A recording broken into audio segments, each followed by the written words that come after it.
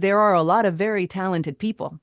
And there is a reason why sometimes I get the job and not them, and why I'm still in the business and they're not. And there are a lot of talented people who have left the business completely because they're not being called back because they're rude or they're whatever it is. So I think that that's really, for me, are those soft skills of being able to navigate difficult, unknown, many times uncharted territories where we don't know what's happening, and you just show up and be of service.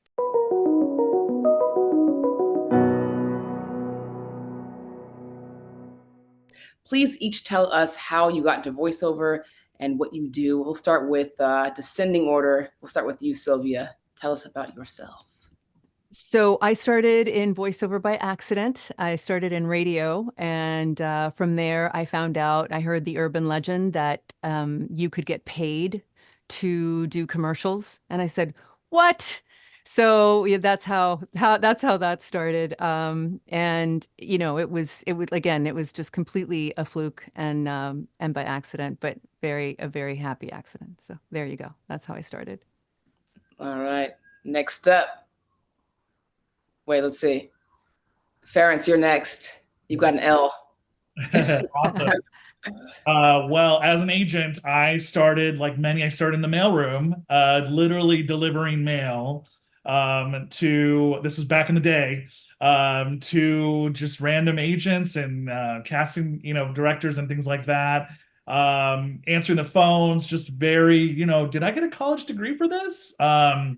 So lots of those moments, but it definitely paid off in the long term because in the mailroom, you kind of get it's a sample platter of the talent agency world. So you get a little taste of, motion picture talent, you get a taste of literary and voiceover. And what drew me to voiceover was that talent would be coming in all the time, recording auditions, and there was lots of interaction with the talent on top of the fact that voiceover isn't just one medium, it's anything that has a voice. So animation, video games, when you're at the gas station filling up the tank, those little videos that come on, it's a whole spectrum and a whole world. And so I was like, this is my calling. So I did the mailroom started Abrams Artists.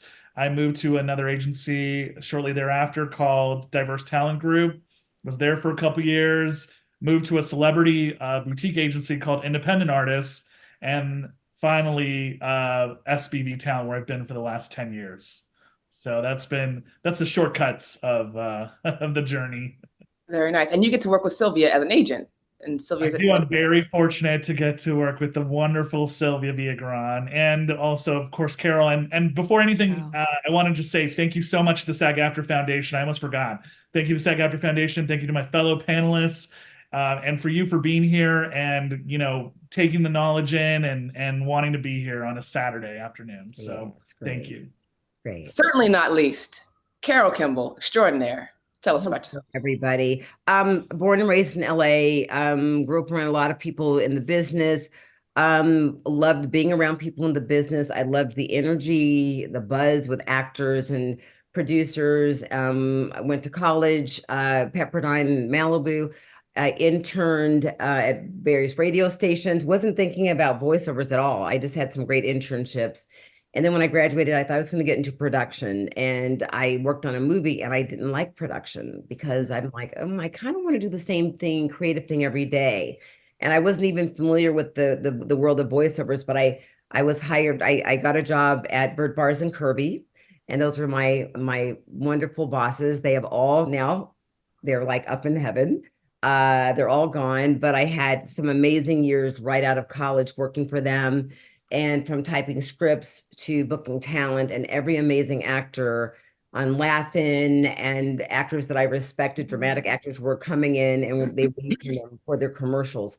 And I really fell in love with the voiceover business because it was so creative, and it was more relaxed than production, and there's just a different appreciation for the process. And so I worked for Burton Bars, and then fast forward to me starting Carroll voiceover casting, which I've had in existence for over 25 years, and I'm very proud of that. Congratulations. Thank you. Very nice. I want to ask you all specifically, independently, what is the most critical part of what you do on a daily basis when we know that voiceover is nuanced? We know there's a collaborative art as well, but starting with you, Sylvia, what is the most critical component to your day-to-day job as a voiceover actor, professional working actor? It's really funny if you take the talent part out of it, because I think we all, as actors, we all work on our craft, and that's really important. But I think the most important part of my job, really, it's the soft skills. It's the knowing how to read a room, knowing how to psychologically, emotionally, know what's happening, know my place. I think that is probably 90% of my job, is to just really be able to hone in on what's happening, and be able to match that energy, show up and be, be on time, be kind, just be nice, and also, be, I think, again, the preparedness in terms of being an actor, I think, that's a given. And there are a lot of workshops on that in particular. But I think the business part of it that I don't think a lot of people talk about is really about the soft skills. You need to be able to deal with difficult people, difficult situations, and then unknown situations where you don't know what's really happening. There's a lot of I work in a lot of in different areas, as I know, as do you, Andia, is that you don't really know walking into the situation what is happening. Is the copywriter married to the director? Is the engineer, somebody's brother? Is the client testing out the director, and the director is bringing you in because they know that you can take direction, and even if they're giving you similar direction, you're not going to give them attitude because they're showing their skills with you. So there's a lot of unknowns in there, and I'm here for it. That's one of the things that I've learned is, again, this is my experience, that the talent part of it is important, but there are a lot of very talented people, and there is a reason why sometimes I get the job and not them, and why I'm still in the business and they're not. And there are a lot of talented people who have left the business completely because they're not being called back, because they're rude, or they whatever it is. They get, what is it? They get high on their own supply, where they think that, I'm too, what I'm doing is too important, or, I already gave you that take, or what do you mean? I have another session, or, well, it's the holidays and it's the weekend, it went over. So I think that's really, for me, are those soft skills of being able to navigate difficult, unknown, many times uncharted territories where we don't know what's happening, and you just show up and be of service to, whatever that, the team for the day is, and the particular, commercial or narration or live show or whatever it happens to be is about. I am here to be of service to the creative team, to the director, to the client, to the producer, etc. So you all hear that? Take that down, write that down in your notebooks. Not just vocally agile, but agile in terms of your service to the project, because it is, again, not about you. But thank you for that, exactly. Sylvia. Up next, let's say, Carroll, what about for you as a casting director? Would you say? The business has changed a lot, but I still have clients that I love to work with. Monday morning, I feel like I'm on call. Even if I don't have a casting on the books, I am looking, my phone is right there. I still have an office. I go to the office. I work with a lot of actors privately. I'm still scheduling classes, and I do miss the flow of actors coming in that I would direct in person. But, after 3 years, I'm used to it. And then sometimes I'll be honest with you, if I'm working on something very specific, I will say to the agents I'm working with, let the actors know, the actors that are still in LA or in the Studio City area close to my office, I would love to see them if they want to come in. And sometimes actors are like, oh my God, yes, yes, please. Because the actors that don't mind coming in know that I can give them one drop of, give them a little direction or one drop of advice, or just say, okay, give me that read one more time. Okay. And give me a big smile this time. It changes everything and they book the job. So, so I do miss that part of it. I really do miss seeing the actors, but I feel like I'm like a doctor. I'm on call. I'm on call. And I have clients that I think they're able to depend on me last minute because I'm always ready to jump on the job. I never say it's too late. I don't say, oh, I can't. I have been in hospital emergency rooms. I have just lost a family member. I could be on vacation, about to get on a ride at Legoland. My daughter, when she was really little, she goes, Mommy, I don't think I want to have my own business, because when we were going to get on the ride, you had to make that call and we had to get on the ride without you. But that's my business. I have to be available for my clients. And so I think that's had a lot to do with my longevity. Also, I'm very grateful for my clients. I'm very patient with my clients. I'm never rude. I know the creative process can be sometimes frustrating. They don't know what they want. They hire me, then they will say, well, Carroll, we don't want to, hire you for another day of casting. We're going to go to agents, but then they come back to me and then one of my people book it. And that's usually what happens. And I'm very happy about that. So I still really love what I do. And that has a lot to do with me being respectful to the business. So again, it sounds like standard of care in terms of the business acumen is the interpersonal soft skills. What's the undercurrent theme there? Yeah. And for your parents, what do you think? So for me, I'm passionate about what I do. As an agent, I love representing talent and actors. And I think one of the most exciting things is to see a talent in their element doing their thing, whether that's a Broadway play or on set or in the booth, recording commercial. There's nothing more exciting than to see an actor in their element doing their thing. I get goosebumps even talking about it right now. Yeah. So for me, the biggest thing is to be the artist's biggest advocate. As your agent, I'm your biggest advocate.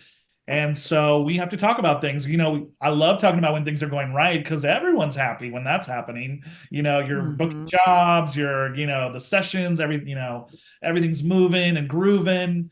Also, it's very important to be able to have that relationship with your agent to talk about when things are not going, according to plan, and kind of going off the rails, and being able to have those adult conversations without, any sort of it's obviously upsetting. There's upsetting situations that happen all the time, but to be able to come to a solution and help and be the advocate for the actor, I think is why I'm in the business. Well, let's follow up with that. I think you might be the most popular person on this panel right now, because the game is so competitive, and it's a lot of people are trying to get in the business, especially post-COVID. What's the best way for someone, a new talent or an established talent, to get attention from an agent? What are things they should consider and things they should stay away from when they're wooing new agents' representation?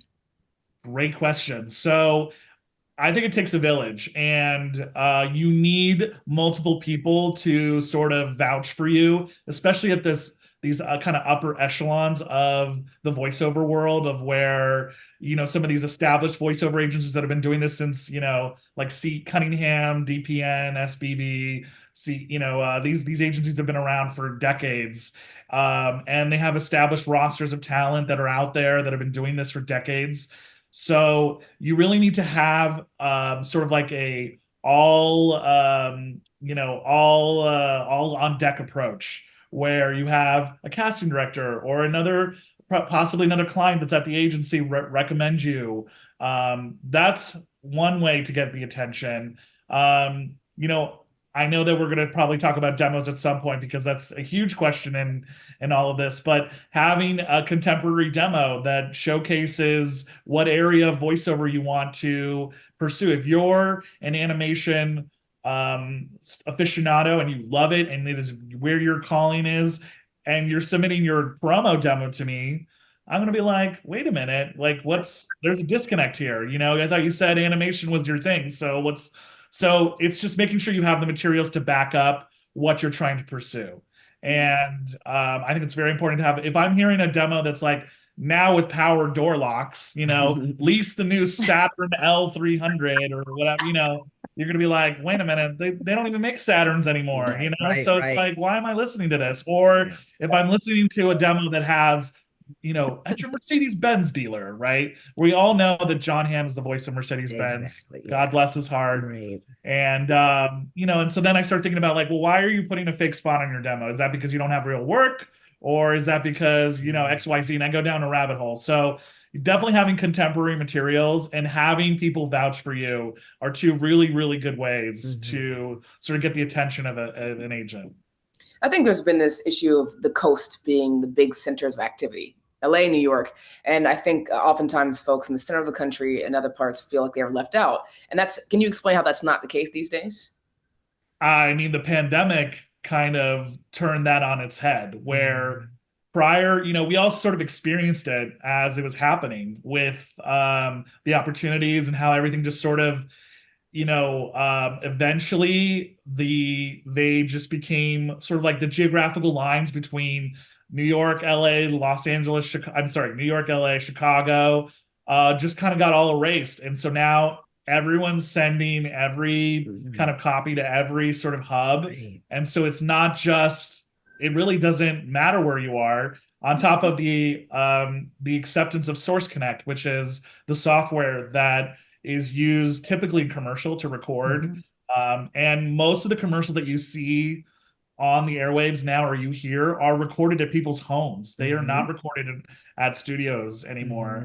So the technology has become more affordable. So whereas people can actually have great quality setups that are broadcast quality at their homes. And so that's sort of, yes, you know, you used to say, like, if you wanted an animation career, you had to be in Los Angeles. And that's, you know, for the most part, that's still pretty true, but you can now sort of expand a little bit and you know, and kind of have different residences and things like that. The market is a lot open. Everybody moved around during COVID and went from place to place. And when I call parents, I might say, okay, so first of all, where is this person right now? Or because sometimes my clients want to book someone in a studio in LA. And sometimes it's a breakdown where it's like they must have Source Connect. So there's a lot of both. So I gotta find it where people. For those of you who are unfamiliar, check out Source Elements. Source Connect is a software, and Source Connect is how you connect. There's a monthly subscription or there's a lifetime subscription. So check it out. What works best for your budget. And then, Carroll, for you, for casting purposes, must someone have a representation at a big agency or a boutique agency in order to be heard by you? And how, if they don't, how may they get in the door? Is that even possible these days? You know, right now, I'm old school in a way where I need to connect with the actor. I need to know you. I need to see you. I mean, it helps if, you know, I mean, I do accept demos sometimes when people luck out and they catch me on the telephone, or if they meet me at a voiceover event, because I do want to open it up. But I have to still say the most talented people are in Los Angeles and Chicago, New York, or LA and New York. And so I know there are a lot of regions in between. I don't reach out as much as I can because there's so many people in LA that are here, or they might say LA and New York. So I do want to open it up more, but I do pretty much focus on LA talent. It always depends on what the job is. Sometimes it's a client who wants someone very, very new. They don't care where they're located. They want the read to be real and natural. And I open it up to people that might be a little bit green. But then if it's like the day-to-day voiceover people that do tons of promos and they're very skilled talent, I have to go with the people that I know, and I pretty much focus on the LA talent. Yeah. Nice. Sylvia, back to you. You are genre fluid. That's a new phrase I heard recently. I was like, oh, genre. I love that. Genre fluid. So you all may I'm not stealing that. Right, genre fluid. Sylvia, you probably hear her every day. She works across genres, promos, live announce, commercials, all the things. And she does it in more than one language and dialect. So that's pretty impressive and exciting. How did you find the genres that worked for you, and why, and what I should ask, what skills differentiate each genre that you work in? Well, actually my original genre was in Spanish. As both Ference and Carroll know, because Carroll actually was casting me back in the day when I was not auditioning at all in English. I was only invited to audition in Spanish because back in the day, if you were, an other, you were only invited for that other casting when they were looking for an other casting. So, if they were looking for somebody with, an accent or a little Latina flavor is what they would say, then they would call me. But for the most part, I was shut out of, any kind of general market casting. So, that was just sort of made me become very, very genre specific. So I was only doing Spanish language commercials, Spanish language promos, that kind of melted together. I did a little narration, and a little animation, just a little bit of everything in Spanish. But then things started to shift, as we know. Things really opened up for us others, for BIPOC, Black, Indigenous, people of color. And then it was like we were invited to audition for pretty much everything, and it was wonderful because I was already there, and so. But it was very frustrating for a long time, and the keeping the positivity, like it's going to happen. I know it's going to happen. I'm able to speak both languages, and and I think what was interesting for me, Andia, is that it wasn't until they, if you can't see it, you can't be it, right? So I never had anybody there to be kind of an example. And so because nobody existed that did the, like you were saying, uh,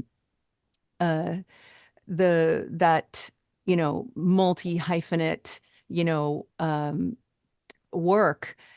It took a really long time to have people see you. And then people like, Carroll and some of the other casting directors, when the clients were finally saying, well, we might need people to do multiple languages, or, we want people of color. Then it was like, oh, well, we know some people. And I was one of those people. And then how I got into the different areas it was strictly financial, and strictly in terms of like logistics. For instance, I'll give you an example. For me, animation didn't make sense because I was I was doing I was trying to diversify in what I was doing.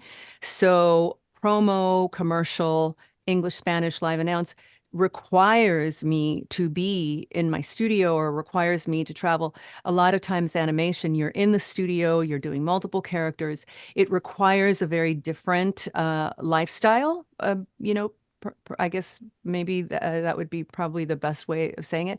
There are a lot of people who can do a lot of that stuff. I can't because of now I can go in and do a guest, you know, uh, and I can block out, a certain amount of time or a day, but like to make it Monday through Friday, all day, every day, I wouldn't be able to do that. So that was how I came upon these particular areas. And then in terms of what they each require, they do each require a very different type of read. Promo is a very specific animal. Commercial is a very specific animal.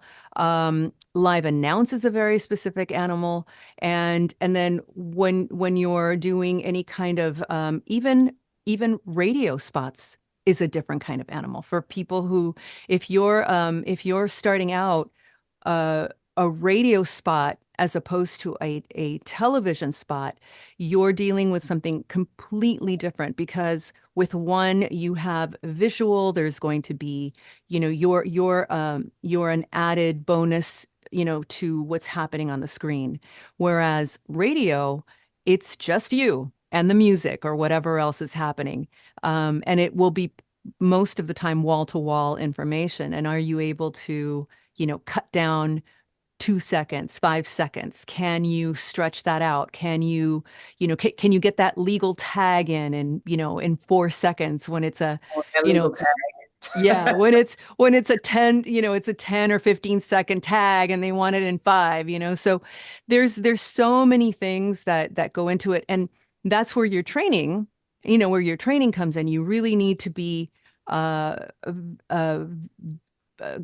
in with people that are technical, because a lot of times, our job is very technical. The radio spots are very technical, and you also have to throw in your acting abilities.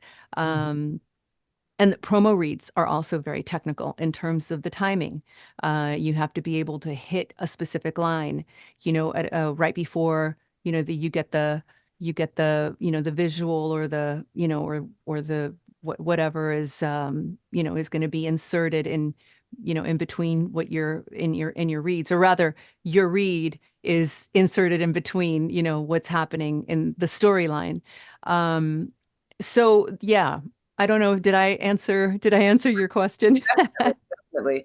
I actually want to continue on that thread, Ference. So Sylvia obviously is an example of someone who is doing all the things correctly. She's talented, but she also works hard. She does the work. She's professional. She's has great standard of care for her clients. What are some things that some of your talent or future talent could do to prepare themselves to be in the upper echelons of voiceover like Sylvia is? I mean, we should talk about training, of course, because I think a lot of folks think, I have a beautiful voice, I've got a resonant voice, but that's not enough. So what can they do to get themselves ready to be in the big leagues, as it were?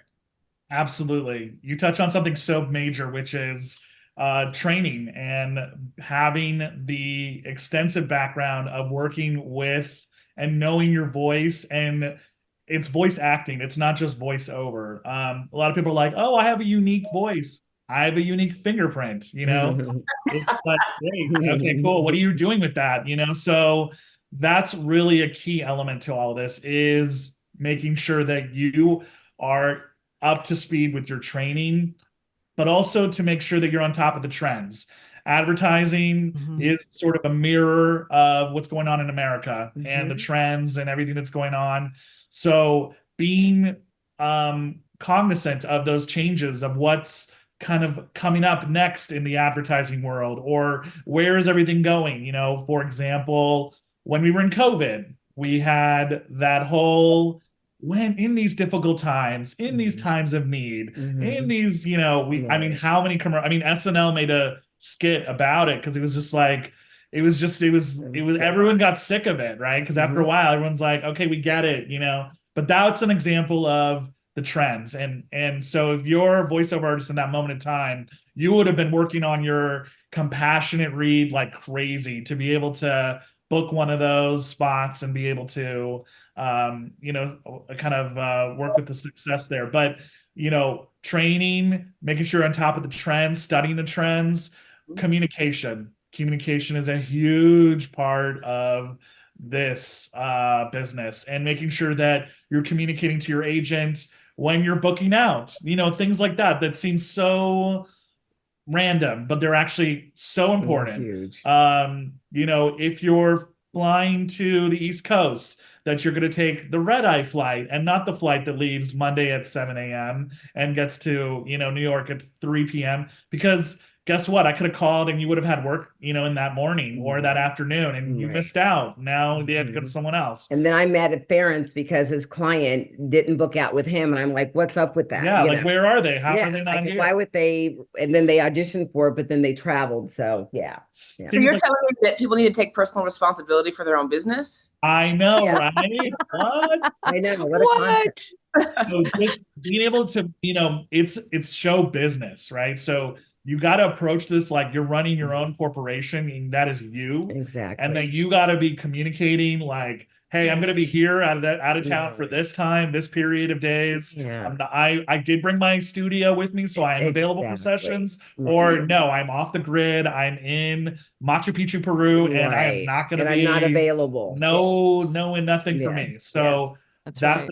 part of it, I think. Yeah, it affects a lot of people if you have auditioned for something. And listen, sometimes there's a casting and they book the next day, but sometimes they book 2, 3 weeks down the road. People might think the job is gone, but then, and it could be a huge one. So you never know when you audition for something, how soon the turnaround is for the booking. Sometimes it could be a couple months.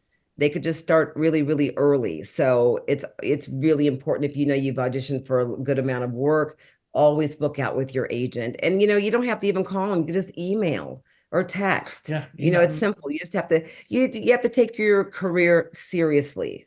Yeah. It And I want to add something to what you were just saying, Carroll and Ference. This is so, and I think it's just such an important piece to remember as an actor is that, exactly what Ference said is that you are your own brand, you are your business, and you must function in this world as a business. So, if your client is, they're okay. Thank you so much, Sylvia. We won't need you until next year. Have a wonderful holiday. Wonderful. Now I've planned my holiday and I'm going to be going off on a cruise, on an amazing cruise through, the Bahamas, and it's going to be wonderful. And on Sunday night, right before Ference calls me and says, there is an emergency and they're going to need you on Tuesday morning because there was a change in the tag. What can we do? So, here's my question then to you. Are you willing, if you can't figure out a way of making that happen for your client, are you willing to cancel your your trip? So, I can tell you right now that I have on many occasions worked New Year's, Christmas Eve, on Thanksgiving, on, uh, what Carroll was saying earlier, somebody sick. I've got my dog, is in, in the, in a, at the vet, and I've got to go pick up my kid. None of that matters. I've got to show up, and the answer always, in order to move this forward, if this is your career and this is something you want to do, always must be yes. And it will always be yes for me, because guess what? If I don't say yes, they're going to move on. They're going to roll that call. They're not going to tell me anything. And you know what? Don't worry about it, Sylvia. Have a great time. Enjoy the cruise. It's going to be beautiful. And then on January 1st, they're going to do a casting. They're going to call Carroll and they're going to say, must be available holidays, weekends. And Carroll is going to put that casting out. Yeah. And I'm out. Right. That's it.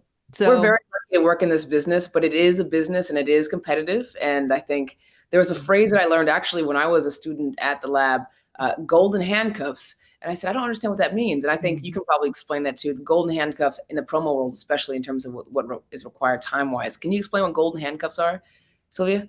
So I'll actually tell a little story about that. And it didn't apply to me, but a very, very dear friend of mine told me this story, that they had their daughter was graduating, and they came in from their studio. They pretty far away. They came into West Hollywood, and they were having a dinner. They had told their agents, and their agent called them right like it's, I don't know, 6:45, and said,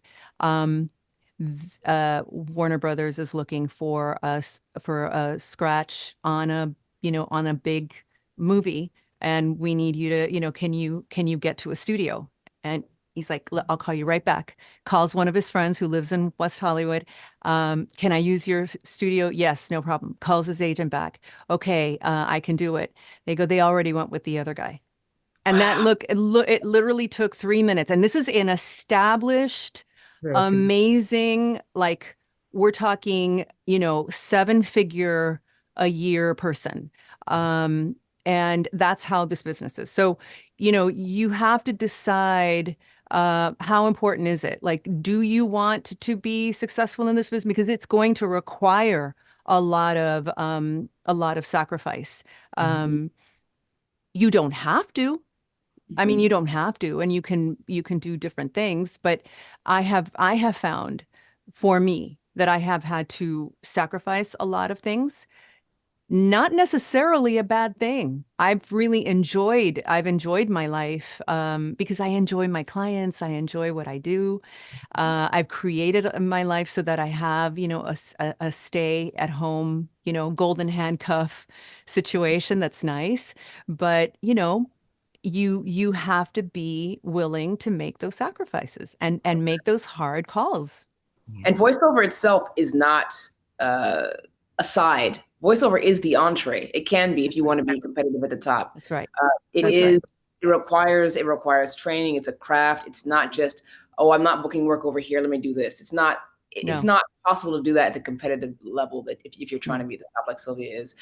Carroll, can you discuss what makes talent stand out to you when you hear auditions? How do people get heard? How do they get replayed? How do they get called back, brought to avail, brought to booking? Well, of course, the best way is to, you know, connect with an agent that really understands you, your talent, your voice. I feel like the agent-client relationship is huge. Actors all the time will say, "What do you think about this agency? What do you think?" I said, "Listen, at the end of the day, all the agents have their gifts, but there should be a connection with an agency.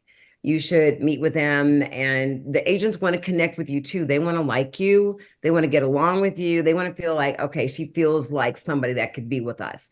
Every agent has a different vibe, a different set of standards. And at the end of the day, there's great agents where people work a lot, but it starts with a great agent and a great agent-client relationship. After that, you want an agent that has relationships with the casting people. You know, parents can call me and can say, "Listen, I signed 3 new girls. They're amazing.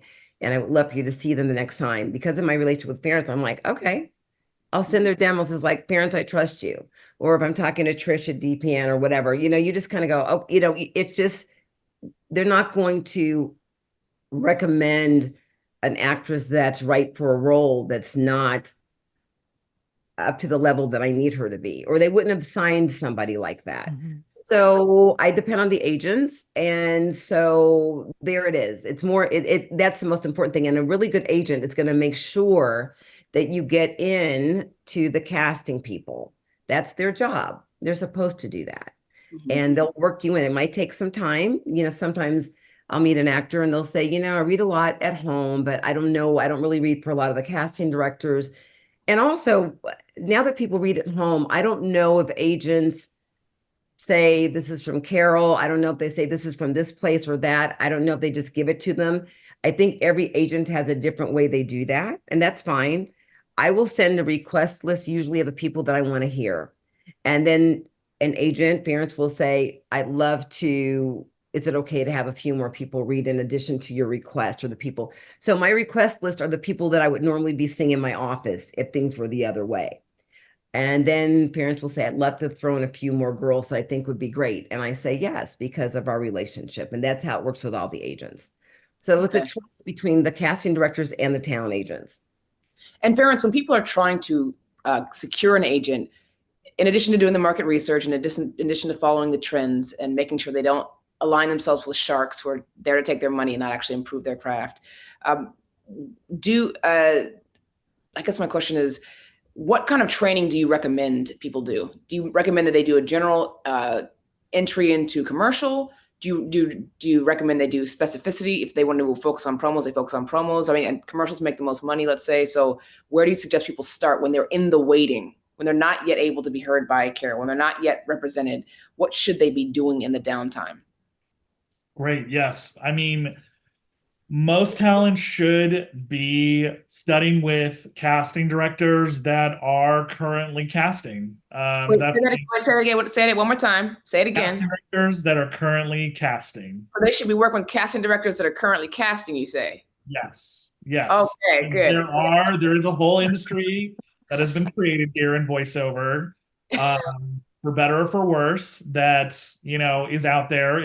There's an ancillary industry, that's going on here too. But generally speaking, you should be looking at, and it's not hard to find who these people are. You can go on Twitter and find it. I mean, most people want to talk about their achievements in the casting world. So it's not that hard to find out who the major, who the real deal is, who's actually in there, talking to the producers, having the conversations, knowing, what happens in voiceover, which is unique to some other areas, is that, and another reason why I really like it, is that we as agents, I would never call myself a casting director, but we do sort of have a casting hat that we have to wear a little bit, where we select the copy comes to us from the advertising agencies or from Carroll or from the casting directors, and we select who goes on the copy, which is very different than theatrical.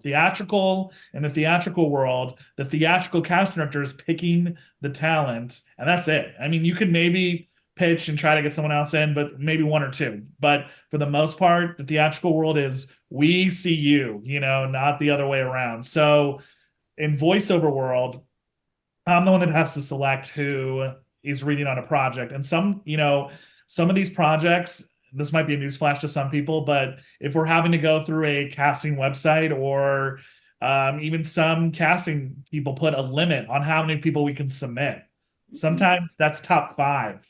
So they may not be able to make it out of the department, out of your agency, to make it to casting. That's correct. Yes. I mean, that's just the nature of this business. Of course, if I feel super strongly about someone's read, I will send it regardless of the top 5 limit, because I'm compelled to send this to you. This is too good for you not to hear it, so that's sort of what happens too. But, again, I'd say listen to what's currently on the airwaves. I know it's so nice to fast forward through the commercials, but as a commercial voiceover agent, I beg you not to. I beg you to watch them, and, just have a little journal by you and write down, like, what kind of voice was that? Okay, cool. That was a male 20s, very casual, very, just sort of like threw it away. That's for Taco Bell. That's a QSR sort of quick service restaurant, late night read. Next commercial. Okay. Woman in her 50s, very empathetic sounding, and just kind of matrix the commercials. That's what I call them. Matrixing the commercials, and just getting your ear to be able to start locking into the different trends, the different sounds, the different sort of types that you're hearing.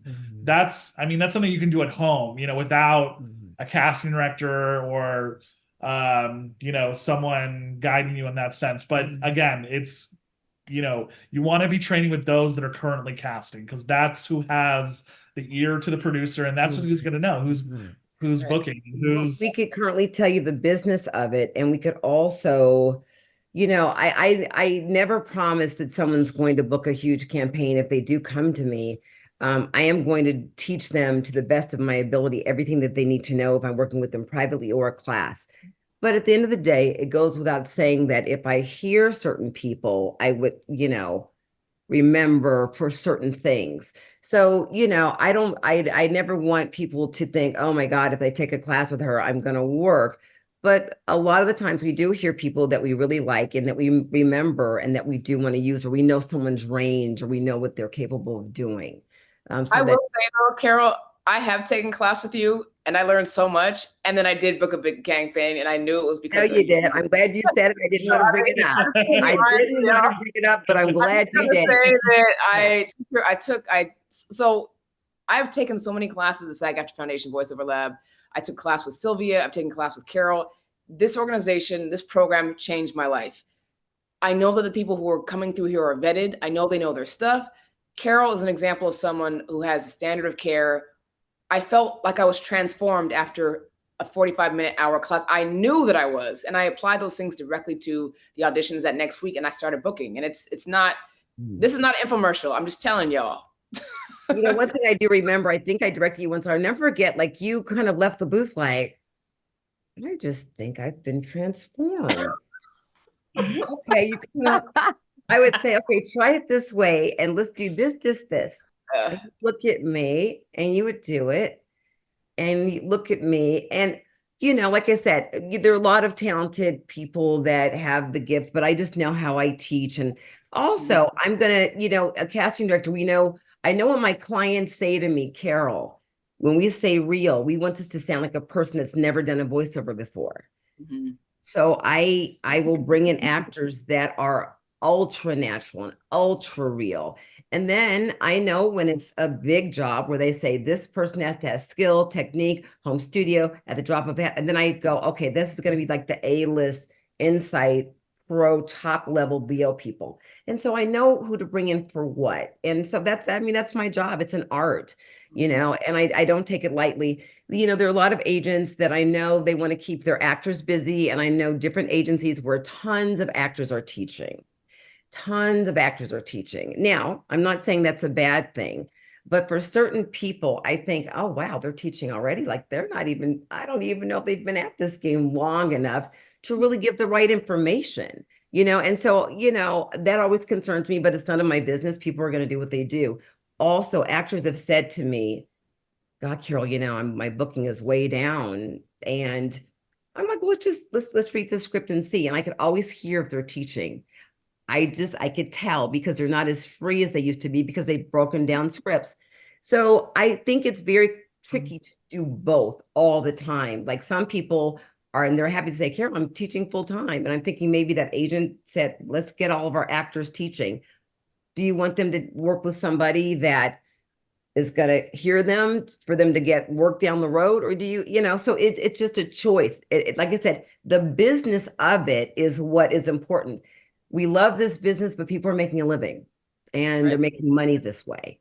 And so I think that it does affect certain actors' careers. So they're not going to book as much because they're teaching. Or I've had a lot of actors, I'll say, well, hey, I'll ask an agent, I never see this actress. Is she out of town? Is she working on a show? And they'll say, oh, or I went into the actress, she goes, well, I teach now. So I'm thinking, well, you're teaching, you're going to miss like a national audition that, you know what I mean? So it just depends on the choices people make. Sometimes people are very fulfilled with teaching and they're happier that way. So that's a choice they have to make. But if your career suffers from booking the work you used to book, there's a reason why. And so you have to take a close look at that as well. Well, speaking of market trends and changes, a question that comes up a lot has come up actually in this session is the prevalence of AI and the growth of AI. And I'm curious for you, Sylvia, as a talent, and also for you, Ference and Carroll, what do you see AI doing to our industry, and how do we combat it, or do we? And what do you see? How does one level up in this changing ecosystem? That's a wonderful question, Andia, and I actually thought about it quite a bit because it is very current. It is a huge, worry, I think, for a lot of people in the entertainment industry just in general. But I broke it down today because the core difference between I'm going to read it because I wrote this down. What clients want is they want to build a connection. I think that's really important in your, in your job. My job is to build a connection. What tech does and AI does, it eliminates that. They want to eliminate that connection. There is no connection. So when I'm dealing with my client who knows me knows that I can deliver a specific thing, and sometimes they don't even know what they want. That's the other thing. I mean, when you've been working for a long time, Carol knows this, Ference knows this, Andia, you know this. A lot of times they don't know what they want. They want you in there, and they want to. They're guiding you in different ways. So unless you specifically ask, ChatGPT or whatever other AI program. And now you're going to be dealing with an engineer or a tech person who's going to be putting in that information. Okay, we want a woman, 25 to 54. We want her, with a lower register. We want her to have a raspiness. But what if they do it and they go, that really wasn't the delivery that I wanted. How about now they're dealing with something totally different. Whereas if you have you come in with your technique, you're able to be directed, you're directable, you can go in there and you can play. That's what you do as an actor, right? You're sitting there and you want that feedback. It's one of the reasons why I really I so miss going in and being directed in person, to have somebody tell you, okay, do it like this, do it like that. But AI isn't going to have that. So that's the good news. That is the really good news. I don't think that it's there will be a way to to change what people really want is connection. I mean, we saw what happened during the pandemic. Here we are 4 years later, and people want to travel, people want to go out, people want to go to concerts, they want to go hang out together. So it's not like, you know, uh, people want streamline. They want, they don't want to gather. They want to gather. They want to gather. They want to create. The whole point of what we do, it's art. We want to gather. We want to create something beautiful. We want to create something fun. We want to create something emotional and interesting. And I have found that that has been the one sort of light at the end of the tunnel for me. Now, will it change, and has it changed our industry? Absolutely. Like, there will be things that will go away for sure. But I think that our industry always changes. I mean, they said that about, going from cassette to DVDs, from DVDs to, like, having a website. What? Or doing ISDN. Oh my goodness. So, it is going to change the industry. But I think if you just stay, you know, um, up on on the trends, like, Ference said, you go and you train with people who aren't looking to you as their main source of income. They really want to make you a better actor. And they're casting directors they're the ones that are, their finger is on the pulse of what is happening. So these are the people that really know and are going to be able to guide you into doing work that is going to be of the moment, because there's always something new. There's the new flavor of the month. So anyway, so yeah, there you go. Thank you. And Ference and Carroll? I mean, AI is here, so whether we love it or not, it's going to change our industry. And I mean, I think it's too soon to know exactly everything and how it's going to affect the whole voiceover industry.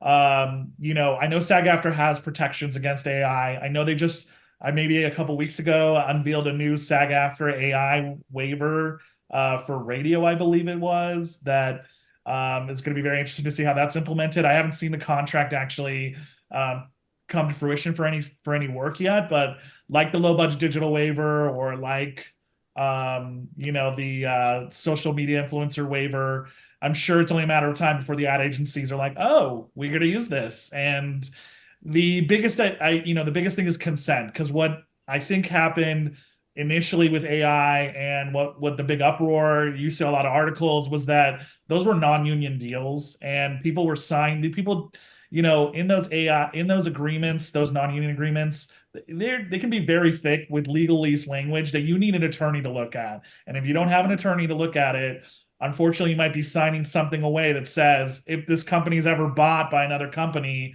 we have the rights to your voice in perpetuity forever. And then we're going to run it through an AI generator and create all these other voices from it. And Right. so that's sort of what NAVA, which is one of the National Association of Voice Artists, they have a AI protections rider that they've rolled out to help with sort of those things. And so you're seeing a lot of that. But in SAG-AFTRA work, there is no, I mean, in SAG-AFTRA commercial work, there is really no runway for AI stuff. I mean, if I'm putting on a producer hat, I'm going, like, the industrial contract might get gutted by AI, because instead of hiring a voice talent to Industrial work tends to be like phone prompt work, like, thank you for calling Chase Wireless or Verizon Wireless, and kind of going through all the different menu options. Or when you're at this grocery store and hearing that voice, that I could see forfeiting over to AI. I think we're going to see a lot of just AI frenzy, like we've already sort of seen, where AI is going to be trying to try to be used on almost everything. Like they're going to just try AI on everything and go, oh, that doesn't, we can't do that. Okay, trash that. But that works. It works for that. It does work for that. Right. So let's keep that in mind. So that's kind of where we're at. We're in that sort of wild west stage of all of this. Which really makes me want folks to encourage folks to really work on their training while this is happening, so that you can rise above something that's mechanical and technical. 1,000%. I mean, what Sylvia and Carroll are saying, it's a creative process. This is what, when you're in the studio, when you're in the session, and you're with the producer and you're with the director, it's a creative session. You are coming up. I mean, not creative call session because that's that's an extra percentage, that's extra money, but it's a creative meeting of the minds. You guys are in there, and that's part of the magic. That's part of the magic. So you can't do that with a computer. Right. I really feel that most ad agencies want to work with the talent. They want to connect with an actor for a campaign. They're looking for longevity with people that they can use for various spots. This is the thing. If they knew who they could book, they would, because it's a pain in the ass to listen to all these auditions. And when they find someone they like or find a voice they love and know they're directable, they're just going to book you on a variety of jobs. But I think the human connection is still very important. And I think that I don't worry about things like that. People like to freak me out. I don't get freaked about anything. I've been through way too much to worry about AI. I just don't. I mean, if the business changes, I'll change with it. I'll do something else. I'll finally open my antique store one day. But right now I can't think about that. And as long as I still have clients that come to me that have a need for it, and I really love the ad agencies, the bigger ad agencies with the bigger accounts, they're looking for an actor that they could work with. They want to talk about this actor with their client. They're working on the on-camera commercials that go along. It's a creative process, like we're saying. And so I don't think they're ready to jump in, even if it seems simple and they have a brilliant engineer that could, steal someone's voice. I don't think they're ready to do that. There's going to be some little sneaky production companies where someone's going to try it. But I feel like the ad agencies that most of the agents work with that have the bigger car accounts and Comcast, Xfinity, and all these brands, they're not trying to use AI. They're just not trying to do that yet. Well, that's hopeful. Yeah. Okay, we have come to our hour, but before I let you all go, if you can offer one actionable item you can offer the listeners tonight, starting Q3, what's one thing they should do in Q3 to make their business and their craft grow? Each of you. I'll give you some time to think about that. Anyone can start. I'll say this. I think you need to think of yourself, going back to what Ference said. You're your own brand. You are a business. And so as a business owner, you must know how to wear different hats. So if you are not tech savvy, make yourself tech savvy. Like, learn how to edit, learn how to, how to record yourself and how to edit your stuff. Learn how to download videos from YouTube and then, and edit something together and then put yourself in there and see how you sound. You don't know how to do it? Go on YouTube. There's tons of, tutorials on how to, how to do those things. There's, set up a website, just go get your training. I think that the more knowledgeable you are in terms of what you do, the more prepared you are with what you do, the better it's going to go for you. I think the majority of people think that, well, I took some voiceover acting, and so now I'm going to do a demo, and then I'm going to get an agent, and then I'm going to start booking. And it doesn't work that way. I mean, my agent is my business partner. You know, the union is my business partner. The Yes. casting director is my business partner. They are part of my team. I call my agent. The Ference knows this. I'll call and say, how was that audition? Like, if it's a big audition, if I have enough time, what did you think? Thoughts. I leave it open because I want to know, did I suck? Because if I sucked, let's do it again. I'll give you another set of three. Be open to criticism, be open to constantly learning. And I think that that's what happens as as you become as an artist, you cannot sit still. You cannot just be one thing. You have to constantly grow and constantly ask because you can't do it yourself. You need somebody to say, I've noticed you have this little thing that you do, this little breath thing, and or I notice you go up at the end in certain things, or I notice you do this little kind of winky thing, and you can't be doing that, so you need somebody to give you that kind of feedback. And if you're doing it in a vacuum, you know, that would be my for Q4 or Q3 right now. Like, start doing things on your own. Don't expect anybody. No one's going to do anything for you. Nobody cares. Nobody cares if you do well, if you move, if you decide you're going to be an actor or not, whether you're going to be successful or not. Nobody cares. There's a lot of people waiting to take your place. So it's your job to be your own advocate by doing the hard work and doing your homework. Really hard to do. Yeah. And even for me, I mean, I've been in business for over 25 years and I'm always reinventing. I'm always thinking of new things. I have to reach out to clients I used to work with. I find out that certain producers are not there anymore and they've moved to someplace else. Listen, a lot of people that I used to work a lot with are not even in the business anymore. They changed during COVID. It's just paying enough attention to care about the people that you should be working with. You just have to focus. You have to really, really focus. And so I know everybody wants it quick and easy, but it is a job, and it's easier than digging ditches, and it's easier sometimes being in front of a camera, and it's easier than being on set at 4 a.m. and they don't need you until midnight. But this still requires attention, dedication, and the love for it. Don't pursue voiceovers because you have a friend of a friend who knows Sylvia, and Sylvia has a really amazing career. Do it because you got a taste of it and you love it. When you love something, you're going to do well at it, and you're going to no one's going to have to tell you what to do with it. You're going to keep growing because you love it and you want to get better.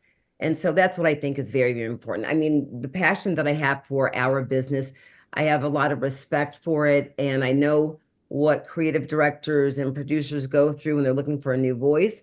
It's interesting, it's fun, it's exciting, and sometimes very stressful on the end of the ad agency. They came up with this creative account and they said the voice is going to be this, and their client's like, okay, well, let me hear it. And then you're going to sell me. They have to find that voice. And so careers sometimes are on the line, or an ad agency could lose an entire account if they don't find the right talent. And so I get a little bit more information than most, but you just have to really love what you do and be dedicated and focused. Those are like excellent. So I'm just in awe of Sylvia and Carroll because they're just such wonderful women and people in general. So, but to kind of go back to something a little more concrete, I would say self-direction. That's a huge element of our industry that has really become part of the talent. It is one of the tools that you need to have in your repertoire of of different sort of skill sets that you've developed. And it didn't used to be, because back in the day, you would come into the booths at our agency or at Carroll's or whoever, you would get direction just automatically. But unfortunately, with the way that the industry has now evolved post-pandemic, the idea that you have to self-direct, which is, I mean, a very, very hard Yeah, concept. I do feel for And the actors in that way. It's a huge responsibility. You have to be able to hear Yeah, yourself, gotta hear yourself, you know, and not everyone can, you know, and it's just a really hard, difficult skill to master. So I encourage everyone to, you know, you don't have to be like prolific in it, but to at least understand the concept and know the, you know, ooh, I can hear the S in my syllables when I say certain words, or ooh, I'm a little nasally in the mornings. I should, you know, warm up a little bit, make sure that I'm sounding nice and healthy for when I'm recording this. That's sort of the idea, you know, of self-direction. You know, listening to your auditions, you know, if it sounds like you're recording inside the bathroom at Dodger Stadium with wall-to-wall tile, I'm not, first of all, I don't want to hear it. Second of all, Carroll does not want to hear it. You know, it's just, it's a waste of everyone's time at that point. So really make sure that you're listening, that what you're submitting, you know, don't just throw it against the wall like spaghetti. You know, you got to be focused, like Carroll said, you got to be in tune and in check. And making sure that, you know, that you are listening to your work, your quality of work. Me as an agent, I only want to send your best. I only want to send your best. So if it's not, I don't want to hear it, you know? Well, Quality. the other thing, you know, the other thing is that agents are very competitive and they don't want to be sending, you know, agents are like, listen, I want to send in my like top tier people, you know? So if you're not going in, you know, sending your very best, you know, I'm not making Ference look good, you know? I want to make him look good to, you know, you know, he's uh putting me up. I want to make sure that I give him the best possible example of, you know, who he represents. So, you know, it also makes the agency look good, you know. So The ultimate tag team. yeah, because you're a team, you know, you again, it's a business, you know, it's a business. And I also think it's important to remember that this is not all up to your agent and, you know, the casting directors. It's also your job to follow up with, you know, going to events and meeting people and, you know, keeping in contact with, you know, who are the who are the who are the people that you worked with on that last job? Who was the producer? Who was the copywriter? Who was the engineer? Who was the studio? Do you know? You know, I have so many colleagues that will go, yeah, I did this Zoom and I don't know, you know, I don't know who they were. It's like I write everything down. I write, wait, hold on. I'm gonna show you guys. I started this after the pandemic. I'm gonna share this with you. This is what I do. I love it. So during Yeah. a session, I write down the date, the time, the client, what I'm doing, the studio and the engineer, and then the production team, whoever that is, and then I label them, you know, copywriter, producer, and then for me to remember if it's, I'll say that's the producer who just had a baby. Or, you know, the copywriter I worked with on a different, but this is, you know, that's how I remember because I could go back, you know. That's why you're the best in the biz, Sylvia. That's why. Standard of care, it's quality, really. That's what it is. This is what it takes. Yeah. And everyone who's listening, this is what it takes to be the best in the business right here. And I think what's really great about you all being here and sharing your time today is the SAG-AFTRA Foundation is completely free for actors. It changes lives. I think if you're looking for the next steps, stay in tune with what's happening in the event schedule, both on the voiceover side, the on-camera side, the business side, because people come who are the best in the business to share, and they do it for free. They give their time, give you this gift. So take advantage of all those classes. Stay tuned. Stay apprised of the digest. There's a lot of cool announcements coming up soon. But I want to thank you all so much for taking your time out on a Saturday. Sylvia, Ference, Carroll, you all are wonderful. We've learned so much. It's been informative and dynamic.